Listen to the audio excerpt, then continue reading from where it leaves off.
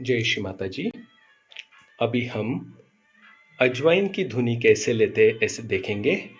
उसके लिए पहले तवा लेना है और उसे अच्छी तरह से गरम करना है और बाजू के डिश में आपको अजवाइन दिखेगा। अब अच्छा गरम हुआ तवे पे आपको थोड़ा सा अजवाइन उस पर डालना है। थोड़ा सा अजवाइन डालने के बाद तुरंत उसमें से सफ़ेद धुआं आना शुरू हो जाता है। ये सफ़ेद धुआं लेना बहुत ज़रूरी है। नाक से इसको अंदर खींचना है। ये थोड़ा सा तीखा रहता है, इसलिए थोड़ा सा शांतिपूर्वक करना ज़रूरी है। नाक से, मुंह से भी आप इसको थोड़ा खींच सकते हैं। विशुद्धि के लिए, हंसा के लिए, आज्ञा के लिए, साइनस के लिए, कफ के लिए, ये सब के लिए ये काम आता है। तो जैसे ही अजवाइन काला हो जाता है तो वो धुआं लेना नहीं है, उसको आपको निकाल देना है। निकालने के बाद आपको तुरंत दूसरा अजवाइन लेना है। काला अजवाइन का धुआं बिल्कुल लेना नहीं है। तो काफ़ी सारे इन्फेक्शन, सर्दी, कफ, ये सब में, और जकड़ी हुई सर्दी हो तो ये ज़रूर आप करें। ये सब आप छोटे बच्चों से बड़े बच्चों तक दे सकते हैं, लेकिन बच्चों के वक्त थोड़ा सा सावधान रह के करना पड़ेगा आपको। या रूम में सिर्फ अजवाइन की धुनी घुमा सकते हैं, सिर्फ प्लेन अजवाइन, कपूर नहीं। तो ये आपके बहुत अच्छा ट्रीटमेंट परम पूज्य श्री माता जी ने बोला है। जब भी आपको घी कपूर ज़्यादा हो जाता है सर में कभी कभार, तभी वो निकालने के लिए भी आप अजवाइन यूज़ कर सकते हैं। So thank you Shri Mata जी। जय श्री माता जी। जय श्री माता जी। आज हम अजवाइन की चाय कैसे बनाते वो देखेंगे, जो परम पूज्य श्री माता जी ने पेट के दर्द, पेट के इन्फेक्शन और नाभि भवसागर और साथ साथ गैसेस और वात व्याधि कम करने के लिए बताया है। प्रथम हम 1 कप वाइब्रेटेड पानी उबालने के लिए रखेंगे।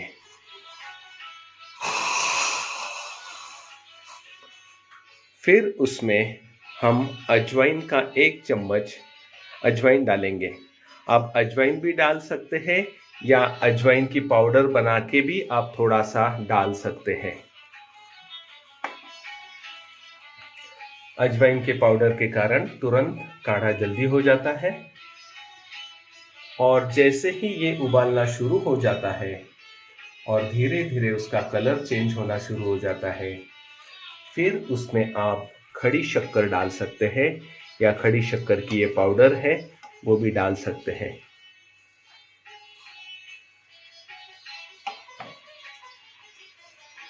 धीमी आंच पर उसे उबालें।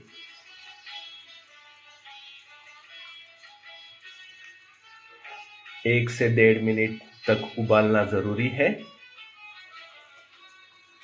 अजवाइन वैसे खाने में तीखा होता है, लेकिन उसको बॉईल करके आप लेते हो तो उसका तीखापन महसूस नहीं होता है और लेने लायक भी होता है।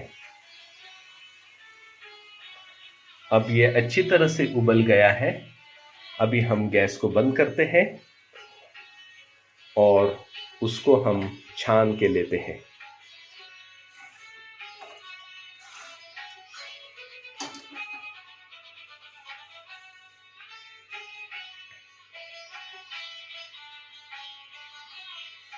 अब देखिए इसका कलर कैसे आ गया।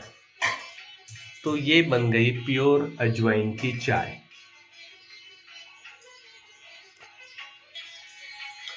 तो इस तरीके से वाइब्रेटेड अजवाइन, वाइब्रेटेड शुगर और वाइब्रेटेड पानी लेके हम अजवाइन की चाय दिन में 1 या 2 बार पी सकते हैं।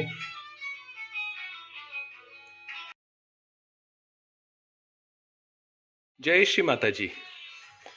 और एक अजवाइन का उपयोग हम इस तरीके से कर सकते हैं जो परम पूज्य श्री माता जी ने हमें बताया है। 1 गिलास पानी परम पूज्य श्री माता जी के सामने शाम के वक्त आप रख दीजिए और उसमें आप 1 चम्मच अजवाइन सिर्फ डाल के उसको घोल के पूरा रात भर उसे छोड़ दीजिए।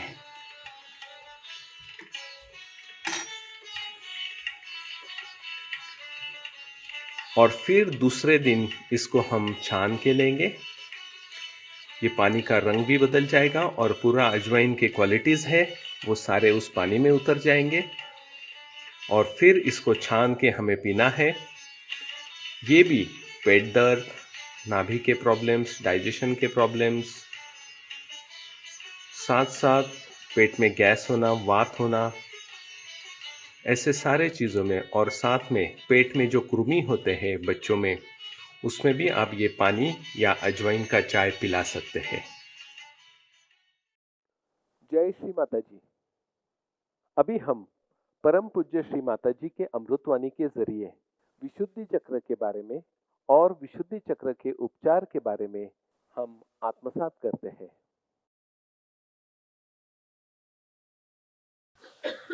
अब उससे ऊपर जो चक्र है, जिसे कि हम कंठ में श्री कृष्ण का चक्र, 16 पंखुड़ियां हैं, इसे विशुद्धि चक्र।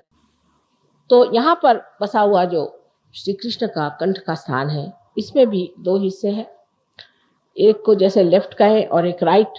लेफ्ट में श्री विष्णु माया का स्थान, कि उसकी ये लेफ्ट विशुद्धि पकड़ती है, और इसके पकड़ जाने से अगर हृदय में भी पकड़ा जाए तो अनजाना जैसी बड़ी घातक बीमारियां हो जाती। लेकिन इसमें भी इतने दोष आ गए। इसका इलाज है, आप अजवाइन की धुनी मुंह में लें, अजवाइन का पत्ता जला करके और उसकी बीड़ी फूकें, श्री कृष्ण उससे खुश रहते हैं। दूसरा इसका इलाज है कि आप मक्खन को दूध में या पानी में, गर्म पानी में डाल के उसे पिए, उनको मक्खन बहुत पसंद है। नाक में आप घी डालें, घी और थोड़ा सा कपूर, क्योंकि कर्पूर गौरव आप जानते हैं, आप कपूर के बड़े शौकीन हैं। सो कपूर थोड़ा सा डाल करके वो नाक में छोड़ें, कपूर माथे पे लगाएं। जो कुछ श्री कृष्ण को पसंद है वो सारा करने से वो प्रसन्न हो जाते हैं, और आपका विशुद्धि चक्र ठीक हो सकता है, आपका कैंसर ठीक हो सकता है, आपकी सारी तकलीफें ठीक हो सकती। जब आप सबका गला पकड़ जाता है तो मेरा भी गला पकड़ जाता है, क्योंकि इतनी मेहनत पड़ जाती है उसको ठीक करते करते। तो भी पहाड़ जैसे लोगों की कुंडलिनी कभी कभी उठती ही नहीं, बड़ा प्रयत्न करना पड़ता। खासकर विशुद्धि चक्र पे ये 3 ऐसे पेंच बैठे हुए हैं। उसमें से ये कि जो लेफ्ट विशुद्धि है, अगर मंत्र वगैरह किसी गलत गुरु से लिए है और बक रहे हैं उसको सुबह से शाम तक, तो वो मंत्र भी पकड़ डाले। इन सब चीजों के लिए उसका इलाज सहयोग में हर एक का मंत्र रूप भी है।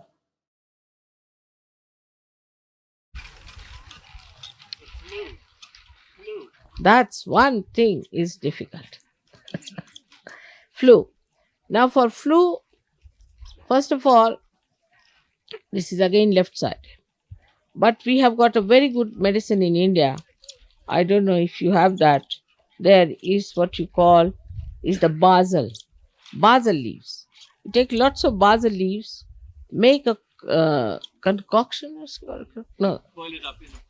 Boil it up in a pot. Make it absolutely the essence, take it out quite thick. Put tea in it, or water.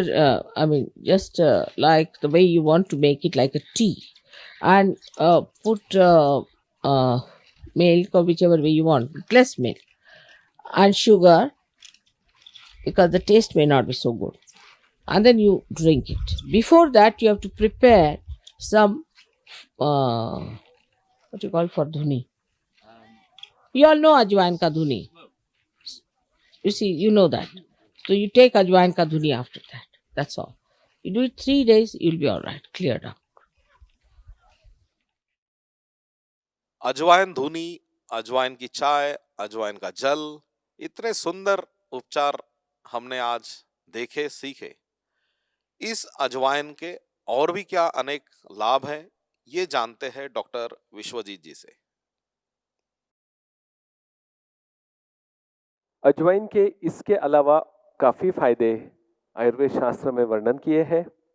जब हमें इंडाइजेशन हो जाता है और उसके कारण एसिडिटी, कॉन्स्टिपेशन होता है, तो उसमें गर्म पानी के साथ इसे खाने के बाद या सेंधव नमक के साथ खाने के बाद भी बहुत अच्छी तरह से पेट के काफ़ी प्रॉब्लम्स में ये मदद करता है। बच्चों की सर्दी खांसी में भी उस अजवाइन को एक कपड़े में बांधा जाता था, पोटली बनाई जाती है और फिर उस पोटली को गरम तवे पे सेक कर उससे बच्चों के छाती पे, नाक पर, साइनस पर, पीठ पर अजवाइन का ये सेक दिया जाता है ताकि कफ निकलने में, पिघलने में मदद होती है। और एक अजवाइन का फायदा ऐसा है कि जो जोड़ों के दर्द होते हैं, जकड़न होती है जो स्नायु में, उसमें भी इसमें का जो ऑयल है, थाइमोल नाम का ऑयल, ये मदद करता है और पेन को भी हल्का कर देता है। डायरिया में, पेट के इन्फेक्शंस में इसका बहुत अच्छा असर आता है। मुख शुद्धि के लिए भी खाना खाने के बाद मुख की दुर्गंधी निकालने के लिए, साथ ही साथ दांतों का पेन हो, मुसड़ों में दर्द हो तो इसको चबाने से लाभ होता है। अजवाइन से बना हुआ तेल, इसका मालिश आप बदन दर्द में कर सकते हैं और साथ ही साथ कान के दर्द में भी एक आधा बूंद आप अजवाइन का तेल कान में भी डाल सकते हैं। तो इतने सारे अजवाइन के ये फायदे हैं जो श्री माता जी ने भी जिसका जिक्र किया है और आयुर्वेद में भी बताया है। अभी जो बारिश का मौसम है इसमें भी काफ़ी पेट की समस्या खड़ी हो जाती है और गैस और वात के रोग हो जाते हैं। तो ज़रूर आप सभी लोग वाइब्रेटेड अजवाइन का इस्तेमाल करें और आपकी तंदुरुस्ती और संतुलन कायम रखें। वो 2 से 3 काली मिरी उसमें डालना है और पिसा हुआ अदरक थोड़ा सा डाल के इन सभी चीज़ों को उबाल के 1 कप बाकी रहने तक उबालना है। उबालने के बाद परम पूज्य श्री माता जी के सामने परम चैतन्य युक्त होने के लिए रखना है और फिर इस काढ़े के 3 या 4 चम्मच थोड़ा सा गर्म करके उसमें थोड़ा सा शहद मिला के आप इसे 3 दिन सेवन कर सकते हैं। जो भी हम काढ़े बनाते हैं ये थोड़े से गर्म होते हैं, इसीलिए ज़्यादा भी नहीं लेना चाहिए, खास करके ब्लड प्रेशर वालों के लिए या अल्सर जिनको है, ज़्यादा एसिडिटी है, इन्होंने थोड़ा सा ये सारे काढ़ों को संभाल के पीना है। ये सारे उपाय विशुद्धि चक्र के लिए है और जो भी इन्फेक्शन है ये हमारे नाक से, मुंह से ही यानी विशुद्धि चक्र से ही इनका प्रवेश होता है। वहाँ पे श्री राधा कृष्ण जी का स्थान बताया है और अभी जन्माष्टमी भी आ रही है और उन्हें मक्खन भी अच्छा लगता है, तो परम पूज्य श्री माता जी ने गर्म गुनगुने पानी में मक्खन डाल के भी पीने के लिए कहा है। तो ऐसा ये सहयोग, अध्यात्म और साइंस ऐसे दोनों का अच्छी तरह से मेल बिठाता है। इसके लिए हम परम पूज्य श्री माता जी के आभार व्यक्त करते हैं, उन्हें धन्यवाद करते हैं। जय श्री माता जी।